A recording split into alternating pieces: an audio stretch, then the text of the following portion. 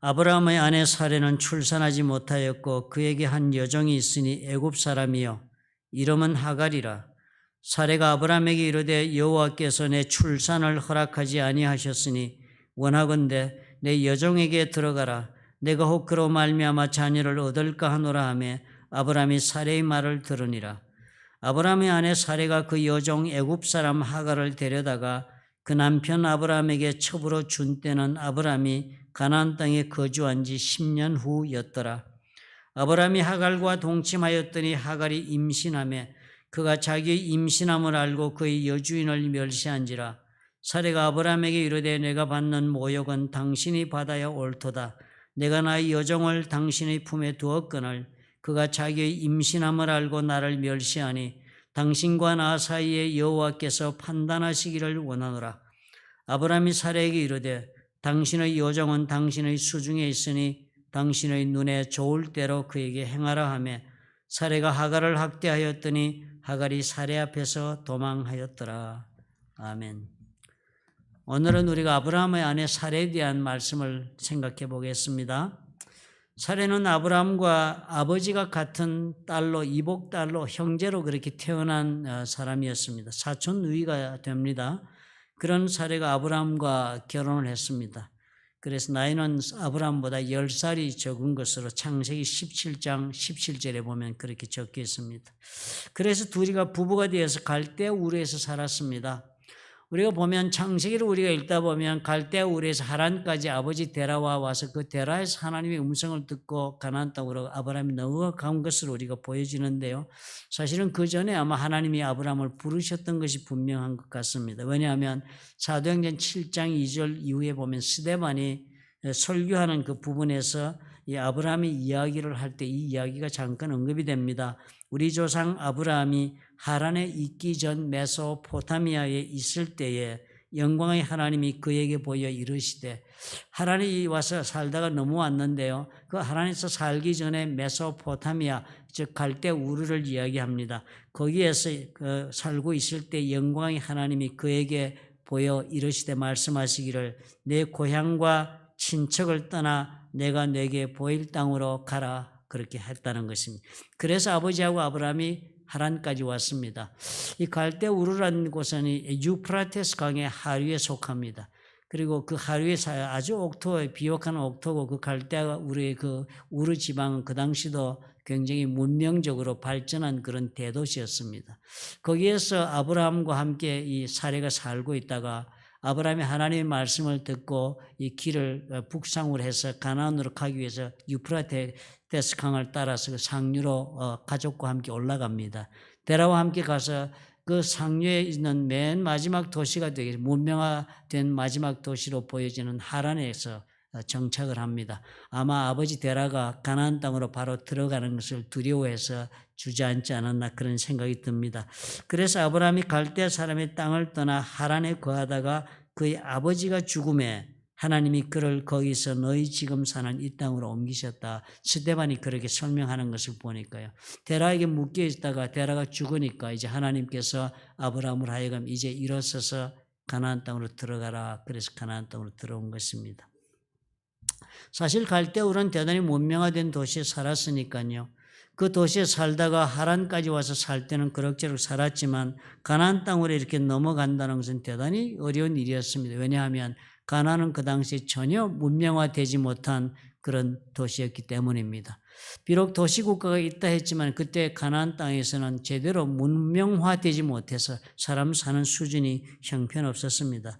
그러니까 그 하란 땅에서 가나안 땅으로 넘어간다는 것은 엄청난 것을 뜻합니다.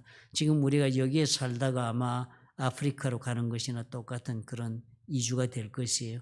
그렇게 해서 가나안을 넘어왔을 때 아브라함이 나이가 75세였고 그리고 사레는 65세가 되었다고 적습니다. 이 열악한 지역으로 이렇게 남편 하나 믿고 이렇게 이민을 간 것입니다. 왜냐하면 하나님으로부터 말씀을 듣고 그 비전을 가지게 된 것은 아브라함이지 사레가 아니었으니까요. 아브라함이 하나님의 꿈을 따라서 나는 가나안으로 가겠다라고 하는 걸음을 사레는 그래서 남편을 사랑하니까 따라간 것입니다. 그렇게 해서 왔으니까요. 아브라함에게는 비전이 있었습니다. 왜냐하면 하나님께서 너는 너의 고향과 친척과 아버지의 집을 떠나 내가 네게 보여줄 땅으로 가라.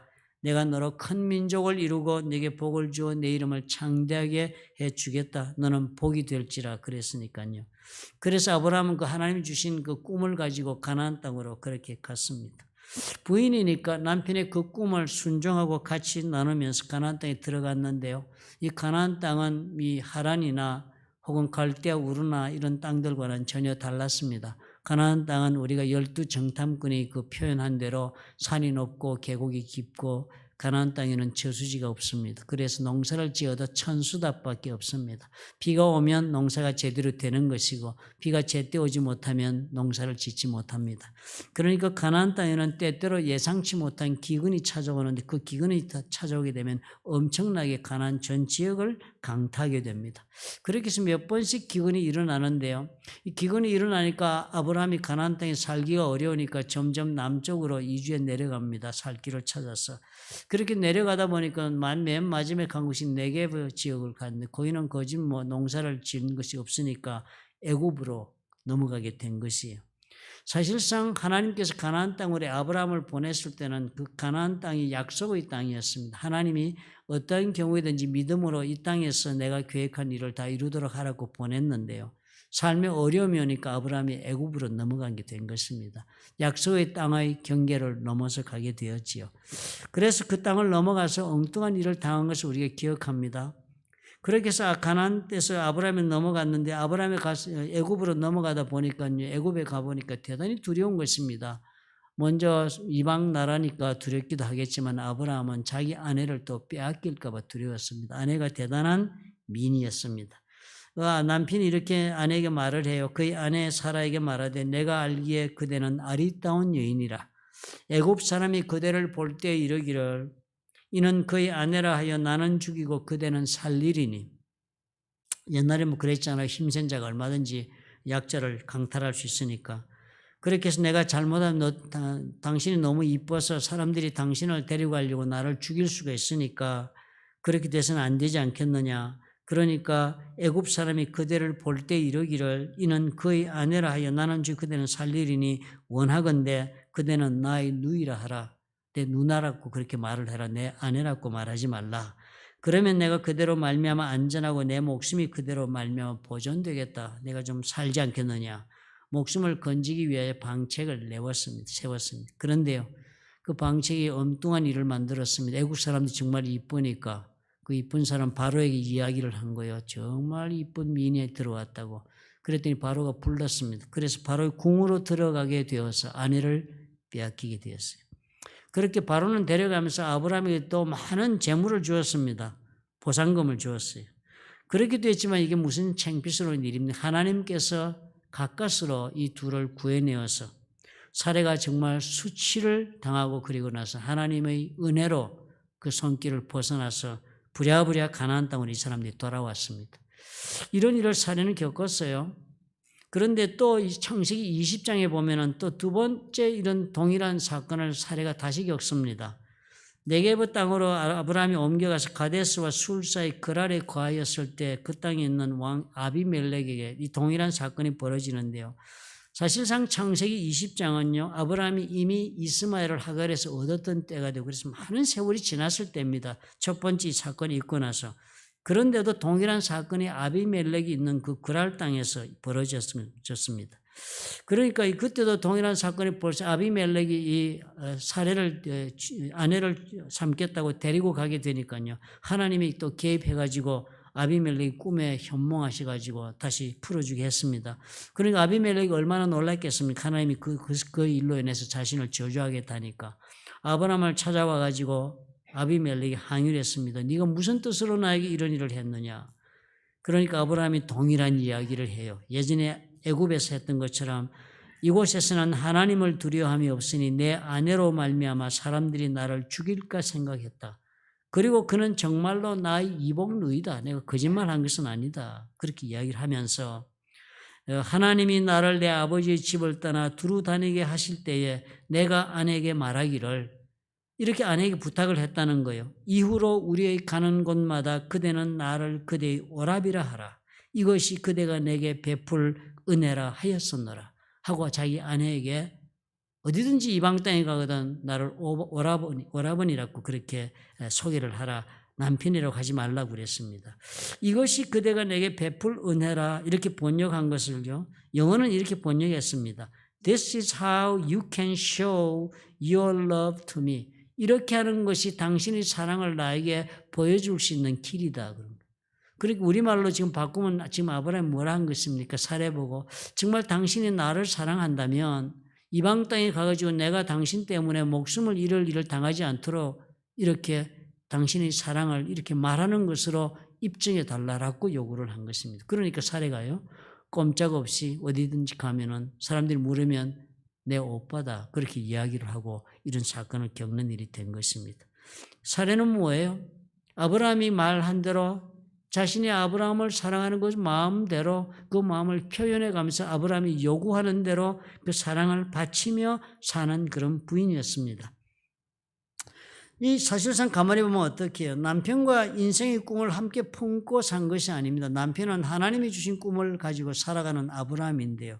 그 아브라함 옆에서 사례는요.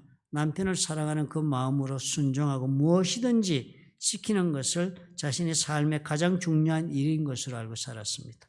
아브라함의 가슴속에는 하나님의 꿈을 추구하는 것이 자신의 삶의 중심적인 그런 힘을 발휘하는 그 에너지의 원천이 되었지만 드라이빙 포스가 되었지만 사라는 아브라함에 대한 사랑이 그것이 자신의 삶의 드라이빙 포스였습니다. 부부가 함께 살았지만 이렇게 서로 어떻게 해요? 바라보고 살아가는 것이 달랐습니다. 사실상 우리가 어제 하와이 모습을 우리가 살펴볼 때는 하나님은 부부를 어떻게 만들었습니까? 돕는 배필. 그래서 그 돕는다는 것이 남편의 필요를 돕는 것이 아니라 남편이 하나님으로 하여금 부여받은 사명을 다 이룰 수 있도록 하나님의 그 역사를 그 가정 속에서 그 남편의 삶을 이룰 수 있도록 하나님의 은혜의 통로가 되어 쓰임받는 자가 되는 것을 뜻하는 것을 말했습니다. 그런데 오늘 사라의 모습을 보니까 어때요? 전혀 그런 배필의 모습과는 다른 남편에게 종속된 사랑의 종속물인 그런 아내로 사는 모습을 본 것입니다. 사라는 그러니까 어떻게 사는 사람이에요? 하나님을 기쁘게 하려고 사는 사람입니까? 아니면 아브라함을 기쁘게 하는 사람입니까? 사례 그렇게 살았어요. 그런데 그런 사례는 어느 날 아브라함의 깊은 고뇌를 보게 됩니다. 창세기 15장 1절 이후에 보면은 아브라함이 하나님의 부르심 받고 환상 보는 장면이 나오지요. 이후에 하나님의 말씀이 환상 중에 아브라함에게 임하여 가라사대 찾아오셔가지고 아브라함 부르셔서 말씀하시는 거예요. 아브라함아 두려워하지 말라. 나는 내 방패요. 너의 지극히 큰 상급이니라. 그러니까 아브라함이 하나님 그렇게 부르시는 말씀을 듣고 너는 너의 방패고 너에게 지극히 큰 상급이다. 너에게 늘 상급을 보상을 주며 그런 하나님이 되고 너를 보호하신다. 라고 아브라함이 말씀하니까 아브라함이 대뜸 하나님에게 이렇게 항변을 합니다. 아브라함이 이르되 주 여호와여 무엇을 내게 주시려 하나이까? 나는 네 방패도 너희 지극히 상급이다. 내가 너희 삶을 보호하고 있고 너에게 정말 보상해 가면서 너 무엇이든 구하는 것은 주는 그런 하나님이다. 라고 말씀하니까요. 아브라함이 첫 번째 들고 와서 하나님을 항의한 것이 하나님 그러시다면 무엇을 내게 주시려고 하십니까? 나는 자식이 없습니다. 나의 상속자는 이 다메섹 사람 엘리에셀입니다. 나는 자식이 없어서 상속할 자는 아무도 없어서 내가 지금 종으로 지금 쓰고 있는 내가 신뢰하는 종 엘리에셀 이 사람이 내 상속자가 될 처지에 있습니다. 그랬습니다. 그러면서 하나님 앞에 불평했어요. 주께서 내게 씨를 주지 아니하셨으니 내 집에서 길린 자가 내 상속자가 될 것입니다. 나한테 씨를 주지 않았다. 즉 아들을 주지 않았으니까 상속자가 없으니까 종에게 다 물려주고 말아야 하는 것이 내 처지인데요. 나 방패요 그리고 큰 상급이 되신다니 뭘 도대체 주시겠다고 지금 이러십니까? 라고 자신의 속내를 아브라함이 털어놓은 것 아닙니까? 그때 물론 하나님께서 그런 아브라함을 데리고 나가서 하늘의 별을 보이시면서 네 자식이 저 별과 같이 그리고 바다의 모래같이 많을 것이다 하니까 그 말을 그대로 아브라함이 믿는 것을 보고 하나님이 아브라함을 의로 여겼다라고 말씀하신 것입니다. 이 모든 과정을 사라가 옆에서 보았을 것입니다. 이 사건을 보면서 사라가 한 가지 발견한 것이 무엇이었겠습니까? 참 하나님 관계 속에서 아브라함이 이렇게 항변하는 이 이야기를 들으면서 사라는 마음속에 깊이 아브라함은 진실로 이 지나간 이 가나안 땅에 들어온 10년 동안에 무엇을 그 가슴 속에서 원하고 있었는지를 사례는 발견한 것입니다. 가나안 땅에 정착하기 위해 살아오면서 기근이 있을 때는 애굽도 가고 어려움도 겪고 그랬지만 지금 이제 와서 보니까 이 아들이 없다는 문제가 사라에게는 심각한 문제로 다가온 것입니다. 아브라함의 속내를 보았으니까요. 결국은 이 물려줄 아들이 없다는 것은 사레가 아들을 낳지 못한다는 것이기 때문에 이것이 바로 저들이 삶 가운데 있어서 사레에게서는 치명적인 불행의 조건이 된 것입니다. 결국 사레는 그래서 결심합니다. 10년을 기다려도 나에게서는 어떤 해답이 나올 것으로 보여주지 않는다. 하나님의 아들을 준다고 한 것이 결국 나를 통해서 준다는 그런 믿음으로 사레는 받아들이지 못합니다. 그래서 이 문제를 해결하여 아브라함과의 관계를, 사랑의 관계를 계속적으로 유지하는 것을 자신의 유일한 소망으로 삼습니다. 창세기 16장 1절 이후 우리가 읽은 말씀이 그랬습니다. 그래서 하갈이라는 여종을 아브라함에게 들여보냅니다. 그 당시에는요, 여종의 몸에서 아들을 낳건 딸을 낳건 자식을 낳으면 그것이 다 주인의 소유물이 됩니다. 왜냐하면 종은 주인의 소유물이니까 종이 자녀를 얻으면 그 자녀도 주인의 소유물이 됩니다. 우리가 야곱의 이야기를 우리가 읽었을 때도 보면요, 야곱이 라헬과 레아가 가지고 있던 몸종들이 자녀를 낳으면 다 그것이 다 주인의 자녀들로 간주가 됩니다. 그래서 그 종들이 자식을 낳았지만 다 그 여종들이 기뻐하고 내가 아들을 얻었다라고 이렇게 하나님 고백하고 있어요. 그런 때니까요. 이 당시니까 사레가 당연히 이렇게 해서 하갈을 통해서 자녀를 얻으면 사레로서는 비록 내 몸으로는 낳지 못했지만 우리의 아들이다, 나의 아들이다 라고 간주할 수 있는 일이었으니까 아브라함이 가나안 땅에 거주한 10년 후에는 이렇게 사레가 일을 한 것입니다. 그래서 동침을 하게 했습니다. 그랬더니 하갈이 임신을 했거든요. 그랬는데 하갈이요, 자기의 임신함을 알고 그의 여주인을 멸시했습니다. 있을 수 없는 일이 벌어진 거예요. 그 당시 사회적 구조로 보아서는. 사레는 상상할 수 없는 지금 일을 당하게 된 것입니다. 그러니까 아브라함에게 내가 받는 모욕은 당신이 받아야 옳다라고 전혀 예상 밖의 고통을 이제는 사레가 아브라함에게 가져오게 되고, 그래서 하나님께서 이 문제를 판단해 주시기를 원한다라고 호소하니까 아브라함이 사레에게 당신이 종이니까 알아서 처리를 하라 하는 문제까지 발전했습니다. 엄청나게 아픈 사건이 지금 벌어진 것입니다. 이 가정에 어떻게 해요? 풍파가 일었어요. 사라는 이때까지 살아왔던 삶의 기쁨과 만족도 다 상실하고 평화도 상실했습니다. 무엇이 문제였겠습니까? 하나님께서 아들을 주시겠다 했지만 그 아들을 주신다는 그 세월 기다림에 사라는 지친 것입니다. 아브라함이 이제 무엇을 절실히 원하는지를 알고 나니까요, 정말 하나님 앞에서 이 일을 우리가 해결받지 않으면 안 되겠다는 생각 때문에 사레는 스스로 남편을 사랑하기 때문에 해결책을 찾기로 결단한 것입니다. 그래서 선택한 방법이 지극히 현실적으로는 하자가 없는 선택이었습니다. 그 당시에는 능히 그렇게들 하며 살았으니까요. 그렇지만 이 사레가 선택한 현실적 선택은 무슨 문제를 이야기했습니까? 하나님께서 나중에 알려주시는 말씀 보니까 사라의 몸에서 하나님이 출생케 하는 아들로, 약속의 아들로 하나님은 그 구원의 역사를 이루기로 계획하고 계셨던 하나님의 방법이 정말 이 사라의 선택 때문에 정면으로 그렇게 거부당하게 되는 일이 되고 만 것입니다. 그래서 이런 참으로 놀라운, 전혀 상상하지 않은 그런 결과가 되고 말았습니다. 사단은 이런 사레의 현실적 선택의 기회를 절호의 기회로 삼습니다. 그래서 아브라함의 가정을 공격하고 사레의 약한 이 점을 통하여서 사단은 그 가정 속으로 힘차게 밀고 들어와서 온갖 소용돌이를 만들어서 가정을 다 파탄을 시켰습니다. 아마 사레는 이때 현실적 선택을 했다고 생각했을 것이에요. 그러나 하나님의 계획은 뭐였습니까? 하나님의 방법으로, 하나님께서 하시는 방법으로, 하나님 원하시는 대로 그렇게 이루어져야 된다는 것을 사레는 생각조차 못했습니다. 하나님은 사라의 이 긴 기다림 속에서도 역시 일하고 계신다는 사실을 사라는 깨닫지 못했어요. 사라는 그래서 쉬운 길, 타협안의 길을 찾은 것입니다. 내 손으로 답을 내고자 하는 타협의 방법을 선택했고 그것은 현실적으로 재앙으로 결론이 났습니다. 이것이 결국은 사라의 인생의 문제가 된 것입니다. 사라는 아브라함을 사랑했기 때문에 그 아브라함의 꿈을 존중했고 그리고 그 꿈이 이루어지기를 소망해서 그 꿈을 자신의 힘으로 현실적인 방법으로 이루어 주려고 나선 길이었습니다. 그런데 그 꿈은 어떤 꿈이었습니까? 하나님이 주신 꿈이요 또 하나님이 이루셔야 할 그런 꿈이었습니다. 여기에서 사례가 큰 고통을 당하는 일이 벌어지게 된 것입니다. 타협했기 때문입니다. 믿음으로 기다리지 못한 타협이 가져온 결론이었습니다. 두 사람은 서로 사랑하는 부부였지 않습니까? 그리고 아내는 남편의 꿈을 위해서 모든 것을 인내하며 살아갈 수 있었던 그런 사람이었어요. 그렇지만 서로가 사랑한다고 해서 이렇게 생긴, 서로 사랑함에도 불구하고 생긴 그런 문제가 되었습니다. 이렇게 하갈의 문제로 홍역을 치른 그런 사건이 벌어진 다음에 하나님께서 아브라함을 찾아오셔서는 아브라함의 이름을 바꾸라고 그러시고 그리고는 이번에는 또 사레의 이름을 바꾸라 하십니다. 창세기 17장 15절이에요. 하나님이 또 아브라함이 이르시되 네 아내 사레는 이름을 사레라 하지 말고 사라라 하라.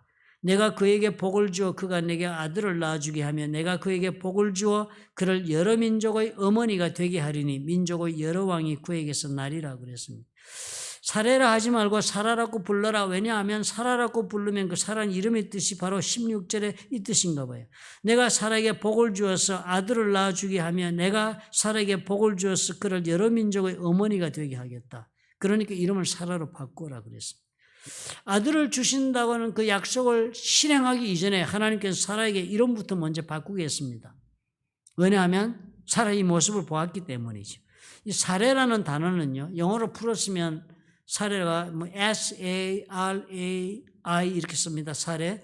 풀었으면 그 의미가 I니까요. 풀었으면 사라 하고 그 다음에 이가 붙어 사라이 이렇게 쓰게 되겠습니다. 철자를 보면. 그런데 이 I를 떼고 사라라고 불러라. 사레라는 이름을 I를 떼고 사라라고 개명하라 이렇게 한 것입니다. 히브리어에서 I라는 단어는 히브리어 그 알파벳에 해당하는 여드라는 단어는요 소유격을 뜻합니다. 1인칭 소유격이 됩니다. 어느 물건에 I를 붙이면 my라는 뜻으로 변합니다. 그러니까 사레라는 단어는 풀었으면 my 사라라는 뜻이 됩니다. 그리고 하나님이 뭐라고 말씀하셨냐면요 그 my를 떼라. 이제는 마이 사라 이렇게 불렀더니 이제 그만 그렇게 부르고 앞으로는 네 아내를 부를 때 그냥 사라라고 불러라. 사라는 뜻은 프린세스라는 뜻입니다. 아브라함이 그 아내를 얼마나 이뻐 사랑했기 때문에 프린세스라는 이름을 그렇게 불렀겠어요. My princess 이러면 살지 말고 이제는 앞으로는 a princess다. a princess 그냥 프린세스라고만 불러라. 그렇게 하나님 말씀하신 것과 똑같습니다. 왜냐하면 이제는 너만의 아내로서 사는 그런 사례가 아니라 이제는 내가 뜻이 있다. 만 사람들의 어머니가 되게 이 여인을 만들고자 하는 뜻이 있으니까 네 사랑하는 여인을 이제 부를 때 나의 프린세스라 부르지 말고 프린세스라고 불러라. 여러 민족의 어머니가 되게 하겠다 그랬습니다. 그러니까 이제 이름이 바뀌어서 뭐가 된 것입니까? 사례가 아브라함과의 사랑의 관계만의 사람이 아니라 이제는 어떻게 해요? 새로운 하나님께서 아브라함을 통해 이루고자 하는 것이 민족을 이루고 많은 족속들로 그 왕을 세우고 한다는 그런 일이었으니까 그런 민족들의 어머니가 되게 하는 것이니까 아브라함과 더불어 하나님의 일에 같이 동참하는 그런 사람으로 쓰겠다라고 하나님 말씀하시고 사라는 그 이름을 받아서 쓰게 됩니다. 그러니까 뭐가 일어나고 있는 거예요? 사라의 입장에서 보면 인생을 바라보고 걸어가는 그 인생의 관점을 지금 하나님께서 바꾸시는 거예요. 인생의 관점, 내 인생은 저렇게 저곳을 향하여 간다라고 자기가 바라보는 그런 관점, 그런 퍼스펙티브가 이제는 뭐 어떻게 된 것입니까? 아브라함과 동일한 그런 관점을 갖도록 하나님이 요구하시고 그렇게 변하는 것입니다. 이제까지는 사례는 누구를 보고 살았어요? 가슴에 아브라함을 품고 살았습니다. 아브라함이 꿈을 가지고 추구하는 그 아브라함을 사랑해서 아브라함을 보고 살았는데요. 이제 하나님 그만해라 이제는. 둘이 서로 사랑하더라도 이제는 아브라함이 바라보는 것을 사례야 너도 바라보아야 하겠다. 이제는 my princess 그만두고 프린세스 하거라. 그렇게 하나님이 요구하신 것입니다. 놀라운 변화가 보이지 않아요? 사실은 남편 아브라함 사랑하고 헌신하고 그러기 때문에 모든 모욕과 고생도 다 감수하고 이 가나안 땅에서 살고 하갈도 제공하고 그랬던 사례였습니다. 그렇지만 사례가 한 가지 가지지 못한 것이 바로 아브라함이 가지고 있는 하나님이 주신 그 꿈을 갖지 못하신 것이에요. 하나님 여기에 개입하신 거예요. 이제 너에게 변화가 있어야겠다. 라고 하나님은 사례의 perspective shift, 관점의 이동을 원한 것입니다. 남편만을 쳐다보는 것이 이제는 남편이 쳐다보는 것을 네가 같이 쳐다보라. 이렇게 요구하신 것이에요. 하나님은 언제나 두 부부가 깊이 사랑하며 살기를 원하십니다. 그 문제에서는 변함이 없습니다. 하나님은 아브라함과 사레가 서로 사랑하며 사는 부부가 되기를 원하시지요. 그것이 하나님께서 부부를 맺어준 것이고, 그리고 또 거기에 또 후손을 주는 것도 그래서 주시는 것이니까요. 그러나 지금 하나님께서는 무엇을 말씀하세요? 이제는 사레야, 네가 아브라함에게만 그렇게 집중하여 사는 인생의 고개를 들어라. 아브라함에 집중하지 말고 이제는 아브라함이 바라보고 있는 그 목표에 너도 집중하거라. 그렇게 해서 이젠 두 사람이 같이 서로 사랑하면서 같은 곳을 바라보면서 걸어라. 종전까지 어떻게 걸었습니까? 아브라함이 향하여 가는 것을 사례는 같이 동행하면서도 아브라함을 쳐다보고 걸었는데 이제 하나님 그러시는 거예요. 아브라함이 바라보는 그 비전을 너도 같이 바라보면서 이제는 동시에 걸어가는 그런 여인이 되고 아내가 되어라 그랬습니다. 놀라운 변화를 하나님 요구하신 거예요. 남녀간의 사랑은, 이 육적인 사랑은요, 서로 상대방에게 집중합니다. 상대에게 집중해요. 세월이 가면서 서로 상대방이 집중했던 사랑이 성숙해 가면요. 이건 제가 한 이야기 아닙니다. C.S. 루이스가 한 이야기예요. 그렇게 서로가 집중했던 사랑이 성숙하면 이제는 공동의 목표를 나란히 바라보며 서로 손잡고 걸어가는 사랑으로 성숙해 간답니다. 그것이 필레오 사랑의 특징이랍니다. 필레오는 상대방에 집중하기보다는 상대를 인정하고 같이 동행하면서 공통의 목표를 향해서 바라보는 사랑이 필레오 사랑이랍니다. 그렇게 공동의 목표를 향하여 살아가는 그 사랑이 좀 더 성숙해 가면요, 이제는 무조건적인 사랑으로, 조건 없는 사랑을 하며 사는 사랑을 성숙한답니다. 그것이 스톨케 사랑이랍니다. 부모가 자식에게 주는 사랑과 똑같은 사랑이 그렇답니다. 무조건적인 사랑까지 공동의 목표를 향해서 바라보는 사랑에서 발전하면 아무 조건 없이 나의 온 삶을 주고서도 행복한 그런 사랑이 된답니다. 그러나 궁극적으로는 그 사랑은 발전해서 아가페 사랑, 하나님이 우리를 사랑한 사랑으로 발전해 가야 한다. 그리고 그것이 하나님이 우리를 향하신 뜻이랍니다. 사랑이 이렇게 발전해 가야 한답니다. 오늘 보니까요, 바로 하나님께서 사례에게 그것을 말씀하고 계신 거예요. 이름을 바꾸라는 것이 바로 그것이었습니다. 아브라함만 바라보고 아브라함의 아내가 되어 사는 것을 떠나 이제는 어떻게 만 사람의 어머니가 되는 자리로 네 눈을 들어서 바라보고 그 인생을 아브라함과 함께 공유해라 라고 부르신 것입니다. 오늘 사례의 길을 보면서요, 이게 사례 인생이 이렇게 하나님 손에서 인도함 받은 것을 우리가 보면서 우리가 배워야 할 것이 있겠습니다. 우리가 언제나 우리의 삶 가운데요, 우리 하나님 앞에 하나님이 주신 뜻을 향해 우리가 살아가더라도 우리는 결코 타협하지 말아야 한다는 사실입니다. 타협하지 말아야 한다. 언제나 쉬운 길이 우리에게 유혹하면서 다가오니까요, 우리 하나님 앞에 기다리면 어렵고 또 하나님의 손에서 그 답을 받기는 어렵습니다. 그러니까 우리가 그 세월을 기다리기보다는 우리 눈에 확실한 현실적으로 옳은 선택이라고 보여지는 일이 있을 때는 우리는 쉽게 손을 뻗어서 현실적인 방법을 우리가 취할 수가 있는 것입니다. 하나님의 일인데도 불구하고 우리는 참으로 그렇게 하면서 우리가 어떻게 감나무 밑에서 감 떨어지기를 기다리겠느냐라고 말하는 경우가 많습니다. 물론입니다. 감나무 밑에 감 떨어지기를 기다릴 수 없어 움직이기는 하지만 그렇다고 손으로 감을 따는 것은 결코 아닌 것을 우리가 잊지 말아야 하는 것이에요. 40일 금식한 후에 사탄이 예수님에게 제안했습니다. 마귀가 그를 높은 곳으로 데리고 가서 천하만국과 영광을 보여주었습니다. 그리고는 만일 내게 엎드려 경배하면 이 모든 것을 내게 주겠다고 그랬습니다. 이 얼마나 엄청난 제안입니까? 예수님이 이 땅에 무엇 때문에 오셨는데요? 이 천하만국과 그 모든 것을 다 구원하셔가지고 영광을 받으시기 위해 오신 것인데요. 그래서 예수께서 오셔서 이제 십자가에 올라가서 이 일을 이루어야 하겠는데 사단이 오더니요, 타협안을 제시하는 겁니다. 십자가에 올라가고 그런 고된 길을 네가 가고 힘들게 그렇게 할 것이 무엇이냐? 나한테 한번 경배만 해라. 그러면 다 내주겠다. 다 내주겠다. 예수께서 뭐라고 그랬습니까? 사단아 물러가라. 기록되었을 때 주 너희 하나님을 경배하고 다만 그를 섬기라 하였느니라. 그리고 마귀는 떠나가고 천사들이 와서 수종들었다는 사건을 우리가 보지 않습니다. 타협하지 않았다는 것입니다. 타협하면 어떻게 되겠어요? 만약에 예수께서 타협했다면 목적은 달성한 것 같지만 실제로는 어떻게 해요? 하나님의 뜻을 이루지 못한 것입니다. 목적은 달성한 것 같은데 실제로 한 가지를 놓치게 됩니다. 왜요? 하나님께서는 이 예수께서 참으로 이 고난의 길을 걸어가서야 이루어야만 일을 준비하셨는데 예수는 어떻게 해요? 구원만 이루면 되는 줄 알고 타협하고 말았다면 하나님의 뜻을 이루지 못한 그런 일이 되고 만 것입니다. 하갈이 타협한 것 동일한 것입니다. 우리가 살아가면서 우리는 언제나 이 문제에 직면할 것입니다. 우리는 정말 사랑하며 하나님 앞에 하나님을 섬기고 사랑하며 정말 하나님 앞에 허락받은 일을 위해 우리가 기도하며 산다 할지라도 우리 앞에는 언제나 이 문제가 다가올 것입니다. 쉽게 답을 낼 수 있다는 유혹 때문에 타협했다 할지라도 우리는 결코 원하는 결과를 얻지 못한다는 사실을 배우게 됩니다.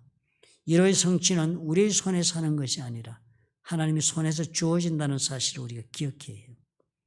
현실적으로만 선택하며 사는 사람은 언제나 인간적인 한계 속에서 고통의 결과를 보고 맙니다. 무슨 일이든지 나의 삶 가운데 다가온 일을 하나님께서 원하시는 방법으로 진행해야 해요. 나의 지혜와 나의 지식과 그리고 여건에 맞추어서 옳은 길을 선택하지 말아야 합니다. 기도해야 합니다. 그런 까닭이야 오늘 우리가요. 성령께서 인정해 주시는 길이 아니면 결코 가지 않을 수 있는 용기가 있어야겠습니다. 아무리 좋은 방법으로 보여지고 이것이면 해결되겠다는 것이 보아질지라도 우리 하나님이 허락하시는 길이 아니면 타협 아니면 결코 우리 삶 가운데 유익함이 아닙니다. 사단은 우리가 타협한 그 순간에 우리를 공격하고 들어올 수 있는 교두보를 마련하게 된다는 사실을 오늘 우리가 사례를 보고 주목해야 합니다. 다니엘을 기억하셔야 해요. 바빌론에서 다니엘은 결코 타협하지 않은 것 때문에 왕조를 넘어가면서 하나님의 손에 쓰임받는 삶을 살 수 있었습니다. 타협하지 않았기 때문에 그랬습니다. 두 번째 우리가 사례에서 배울 수 있는 것은 성숙한 사랑을 하자. 사랑이 우리가 함몰되고 도취되어서 그 사랑의 노예가 되어서는 안 되겠습니다. 우리가 정말 사랑을 제대로 정말 성숙한 모습으로 할 줄 아는 사람으로 자라가야 되겠습니다. 언제까지나 우리가 상대에게 집중한 그런 사랑에서 우리가 머물러서 되겠습니까? 하나님 우리에게 눈을 들어서 이제는 내가 사랑하는 상대와 함께 힘을 모아서 그 사랑의 힘을 합쳐서 서로가 신뢰하고 인정하는 그 사랑의 힘을 가지고 어떻게 해요? 하나님이 바라보는 곳을 향하여 믿음의 걸음을 걸으라고 우리에게 당부하십니다. 그런 사랑으로 자라가셔야 해요. 사랑이 성숙해 나가야 해요. 우리가 정말 시작은 육적인 사랑으로 시작할 수밖에 없습니다. 그렇지만 결국은 어떻게 우리 그 사랑을 바탕으로 해서 우리가 하나님 앞에 하나님 주시는 꿈을 나란히 바라보고 손잡고 걸어가는 필레오의 사랑을 나눌 줄 아는 사람은 성숙해 가야 합니다. 아내와 남편이 그래야 하고요. 부모와 자식이 그래야 하고 성도와 성도 사이가 그래야 하고요. 우리가 만나서 서로 사랑하는 사람과의 관계 속에서 우리는 그렇게 사랑이 성숙하게 발전해 나가야 합니다. 하나님의 무조건적인 사랑으로 내 인생이 결론 나는 자리까지 나는 성숙해 나가는 것을 우리가 소망해야 합니다. 왜요? 하나님께서 우리 그것을 원하시기 때문입니다. 오늘 우리가 21일 기도에 시작하신 분들 가운데 우리 하나님 앞에 만약에 이런 일을 위해 기도할 수 있다면 우리 하나님 얼마나 기뻐하시겠습니까? 모든 것은 우리 하나님 손에 있습니다. 모든 것은 바울이 고백한 것처럼 우리 하나님이 우리를 향하여 다 가하다 허락하시는 일이 될 수도 있습니다. 그렇지만 그 가운데서 하나님의 일을 이루는 일에 현실적인 타협이 되거나 현실적인 기쁨으로 나를 주저앉게 만드는 일이라면 내가 단호히 거부하고 하나님이 원하시는 방법으로 내 인생을 경영해 보겠다고 나선다면 우리 하나님 얼마나 기뻐하겠습니까? 타협하지 아니하겠다. 우리 하나님이 원하신다면 힘들고 외로운 길이라도 내가 걸어보겠다라고 하나님의 생각하고 나아간다면요. 우리 하나님께서 함께 하실 것입니다. 나의 것, 나의 인생, 나의 사람만 찾을 것이 아니라 하나님이 원하시는 모습으로 함께 가겠다고 마음을 열고 바라볼 줄 안다면요. 우리 하나님이 함께 하시는 놀라운 은혜를 경험할 것입니다. 분명 우리 예수께서 말씀하신 것처럼 우리가 그런 마음으로 나갈 수 있다면요.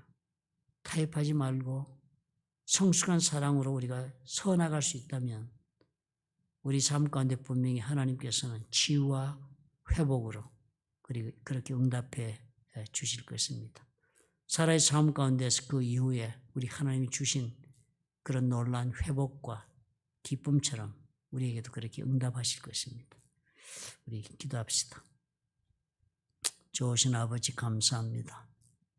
오늘 저녁에는 우리가 다 내려놓고 깊이 한번 생각해 보게 도와주옵소서. 나는 현실을 무엇을 선택하며 살아왔는가? 우리 하나님 앞에서 과연 나는 해결을 위하여서 얼마나 현실적인 타협 속에 삶을 던져왔던가? 신앙을 다 버리고 하나님 앞에 선택했던 것이 얼마나 많았던가를 돌아보고 회개하게 도와주옵소서. 또 나의 사랑은 과연 어떤 사랑을 하며 나는 살고 있는가를 아버지 돌아볼 수 있는 은혜를 주옵소서. 과연 나는 사랑하여서 아버지 앞에 어떠한 믿음의 길, 어떠한 꿈을 추구하며 살고 있는지, 나와 사랑하는 사람과의 관계 속에서 우리는 함께 무엇을 추구하며 있는지 돌아볼 수 있는 그런 좋은 기회를 하나님 허락해 주시옵소서. 주님께서 은혜를 주실 줄 믿습니다. 예수님 이름으로 기도합니다. 아멘. 우리 찬송가